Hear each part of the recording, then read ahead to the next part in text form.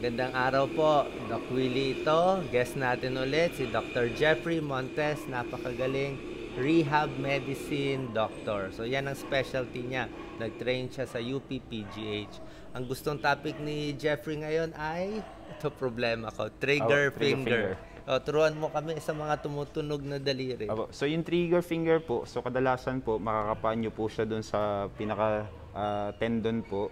So pag binaloktot nyo po yung daliri, mararamdaman nyo po yung nodule na gumagalaw po. So may mga pasyente po na pag binaloktot po nilang ganito, nahihirapan po silang idiretso na kasi nga po nagbabara na po yung pinaka nodule dun sa pinaka tunnel nung pulley. Yes. Then may mga pasyente po na halos lahat po ng daliri apektado. So kapag masyado pong maraming daliri apektado, maaari pong baka sign po to na meron siyang diabetes. So maganda pa rin pong i-check po yung pasyente kung tumataas po yung sugar o hindi. Then yung isa ho na pinaka-common cause talaga ng trigger finger po ay yung mga movement po na gumagamit po ng kamay o gawain na gumagamit ng kamay kung saan nagagasgas po yung pinaka-tendon po nung muscles po at saka tendon na ginagamit natin para ibaluktot yung daliri. Specifically po yung ito pong part ng daliri. Anong part? So ito po kasi iba po itong muscle na to. Pakita ito po. natin, Jeffrey. Ito. Lapit natin. So yung muscles po sa daliri, iba-iba po yung muscles sa daliri. So ito pong muscles na to, iba po to. Yung muscles po na to, iba. Then yung ito po, iba rin. So yung may problema po sa trigger finger, kadalasan yung muscle tendon po na ginagamit po para ibaluktot po yung tinatawag na yung pinakaunang proximal interphalangeal joint. Okay? So kadalasan po, pwede po itong makuha. Example po, yung pagbubukas ng peanut butter or yung mga mayonnaise o yung mga garapon. So minsan ho, pag ikot po na ganun at napersa, minsan po nagagasgas. Kadalasan gumagaling, pero kung may diabetes po or paulit-ulit pong nangyayari, minsan ho kumakapal yung tendon kung saan ito po yung nagkukos para magkaroon ho ng masakit na nodule na nararamdaman po ng pasyente kapag binabaloktot diretso nila. So paano dapat magbubukas? So it's either lagyan po ng basahan po para hindi ho masyado, or iwasan po na higpitan masyado yung mga takip. Then yung isa rin pong common kapag may mga repetitive po na movement ng kamay. So kasi lang po minsan hindi natin ito maiwasan kasi ito yung kailangan talaga natin gawin araw-araw. So dahil po dito, lumalaki yung chance natin magkaroon ng trigger finger.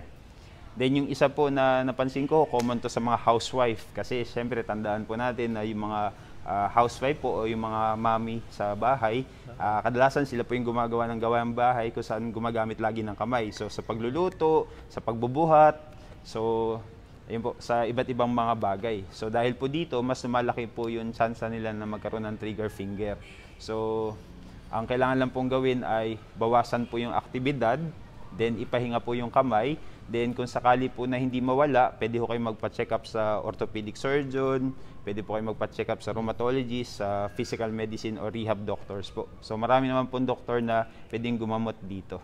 Meron bang mga exercise na para makaluwag konti dito sa trigger finger? Sa trigger finger. So basically, sa trigger finger po, kailangan bawasan yung movement ng muscle tendon na naapektuhan ng trigger finger. So magano i-click? Wag hong i-click kasi kung lagi nyo po siyang pinepersa, mas lalo nyo po siyang gagasgasin, mas lalo po siyang lalaki. So unang-unang pong bawal, squeeze ball.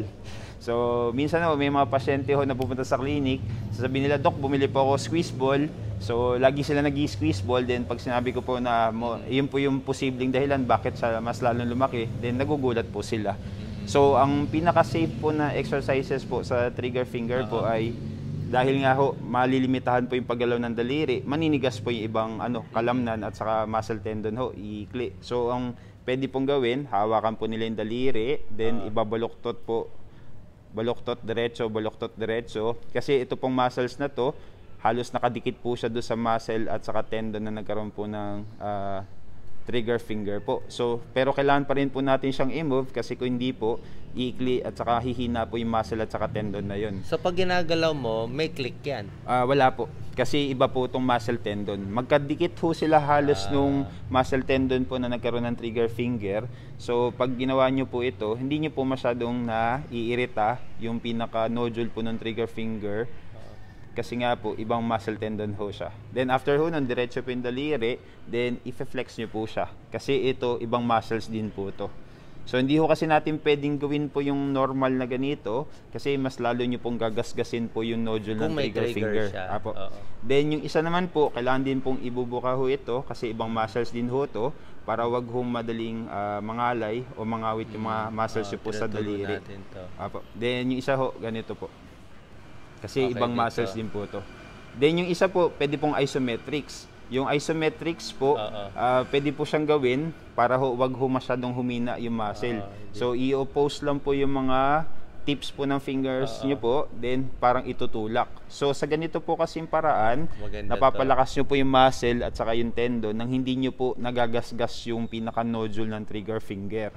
Then yung isa po na medyo mahirap na kailangan po ng expertise ng mga physical therapists po, ng mga kasama natin sa allied rehabilitation professionals, yung tendon gliding po. So yung tendon gliding po, ipipindutin po, iipitin po yung part na may pulley para kapag dumaan po yung pinaka-nodule po ng trigger finger, hindi niya po masyado mababanat yung pulley para hindi po lalo magasgas. Then at the same time, matanggal po yung masyadong pagkadikit ng tendon dun sa pinakabalot nito para hindi po siya lalong lalala. Pero kakailanganin po nito ng expertise po ng ating mga physical therapists kasi kailangan po itong supervise at saka meron pong instructions at saka dapat po tama po yung proseso.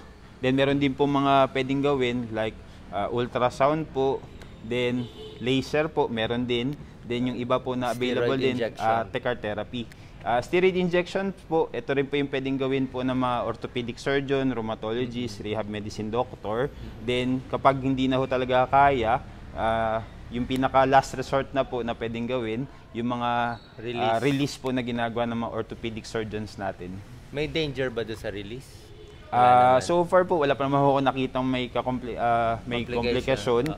So yung mga ibang mga pasyente, nag-i-improve naman po. So yun nga lang ho, after release, mas maganda ho mag-rehabilitations din para bumalik po yung mechanics ng kamay. Then mag-improve po yung deconditioning. Pag na-release? Na-release. So pag na-release po kasi, hindi ho masyado magagamit yung kamay. Mga 2 so linggo. hihina po yung muscle at saka tendon. So dahil po doon, madi-decondition. So after po ng surgery, magbigay po ng clearance yung orthopedic surgeon nyo po na ready na po kayo na mag-exercise. So pwede po natin gawin po yung rehabilitation para bumalik po sa dating kondisyon yung kamay. Okay. Nako, ang dami pala. Komplikado ang simpleng trigger finger. Pero maganda itong mga ibang exercise na tinuturo mo para at least maging malakas ang ating kamay. Okay. Salamat po.